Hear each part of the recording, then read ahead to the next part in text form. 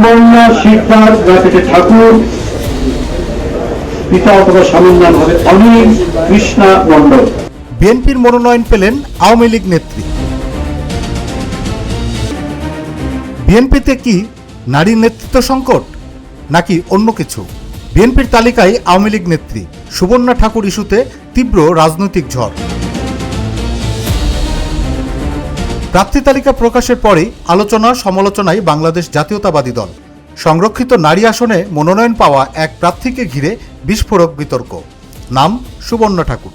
অভিযোগ, তিনি ছিলেন বাংলাদেশ আওয়ামী লীগের গোপালগঞ্জের কাশিয়ানী উপজেলা কমিটির নেতা, আর এখন বিএনপির মনোনীত সংরক্ষিত নারী এমপি প্রার্থী। প্রশ্ন উঠেছে সরাসরি, দলবদল নাকি পরিকল্পিত অনুপ্রবেশ?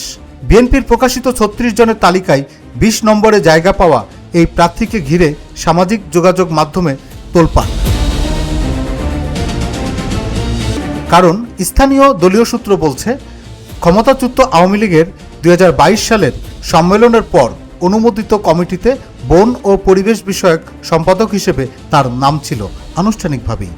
অথচ সুবর্ণা ঠাকুরের দাবি, তিনি কখনো আওয়ামী লীগের রাজনীতিতে সক্রিয় ছিলেন না, এমনকি তার অনুমতি ছাড়াই কমিটিতে নাম দেওয়া হয়েছিল। কিন্তু এখানেই শেষ নয়। সামাজিক যোগাযোগ মাধ্যমে ছড়িয়ে পড়া একাধিক ছবিতে আওয়ামী লীগের সভা সমাবেশে তার সক্রিয় উপস্থিতি দেখা যাচ্ছে। নাম প্রকাশে অনিচ্ছুক আওয়ামী লীগের এক নেতা সরাসরি অভিযোগ তুলেছেন, নতুন পদ পেতে পুরনো পরিচয় অস্বীকার, এটা স্পষ্ট রাজনৈতিক সুবিধাবাদ। এ ঘটনাকে কেন্দ্র করে বড় প্রশ্ন এখন রাজনৈতিক অঙ্গনে। বিএনপির প্রার্থী বাছাই প্রক্রিয়া কি দুর্বল, নাকি এটি একটি সুপরিকল্পিত রাজনৈতিক খেলা? বিশ্লেষকদের মতে এটি শুধু একজন প্রার্থীর বিতর্ক নয়, এটি দলীয় অবস্থান, আদর্শ এবং নেতৃত্ব সংকটের প্রশ্নও তুলে দিচ্ছে। একই সঙ্গে উঠছে আরও বড় কঠিন প্রশ্ন, বিএনপি থেকে নারী নেতৃত্বের এতটাই ঘাটতি যে প্রতিদ্বন্দ্বী দল থেকে আসা মুখকেই ভরসা করতে হচ্ছে। মতুয়া সম্প্রদায়ের এই শিক্ষিকা ওরাকান্দির প্রভাবশালী ঠাকুর পরিবারের সদস্য, নাকি তিনি এখন রাজনৈতিক দাবার ভোটের নতুন চাল?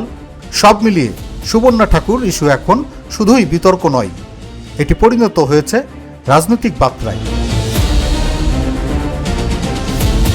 এখন দেখার বিষয়, বিএনপি কি ব্যাখ্যা দেয়, নাকি এই বিতর্ক আরও গভীরে গড়ায়। Desk report, infinity Bangla.